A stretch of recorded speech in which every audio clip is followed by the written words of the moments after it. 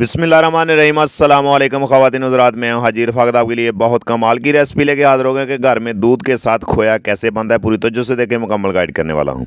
ये हमारे पास एक प्यारी सी कढ़ाई है, इसमें मैंने 1 लीटर दूध इस टाइम पे ऐड कर दिया। फ्रेश दूध, मिल्क दूध, बहुत इजी। और आपने थोड़ा सा पानी लेके आपने 3 टेबल स्पून आपने इसमें मिल्क पाउडर इसमें ऐड कर देना है और आपने इसको अच्छे तरीके से बीट करके मिक्स करके हल करके आपने इसमें ऐड कर देना है और आपने इसको मीडियम फ्लेम पे आपने इसको कुक करते जाना है। बहुत इजी, बहुत ही आसान तरीके से आप घर में ढेर सारा खोया बना सकते हैं और बहुत ही ज़बरदस्त और बहुत ही क्रीमी क्रीमी ये बहुत ही मज़ेदार बनता है।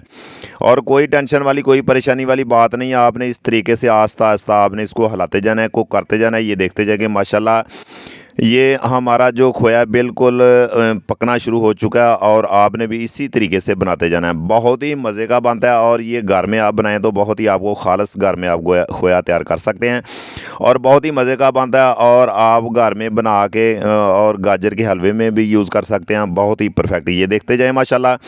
बहुत ईजी, बहुत ही आसान तरीके से आप घर में बनाएं तो इंशाल्लाह ताला आप फ्रेश खोया तैयार कर सकते हैं। बहुत ही ज़बरदस्त, बाज़ार से कई गुना घर में बेहतर ईजी बन सकता है। ये देखिए अल्हम्दुलिल्लाह खोया हमारा बिल्कुल रेडी हो चुका है, बन चुका है। अगर हमारी रेसिपी आपको अच्छी लगी हो, पसंद आई तो लाइक शेयर ज़रूर कर दिया करें। इंशाल्लाह ताला नेक्स्ट वीडियो में फिर मिलते हैं। ओके, अल्लाह हाफिज़।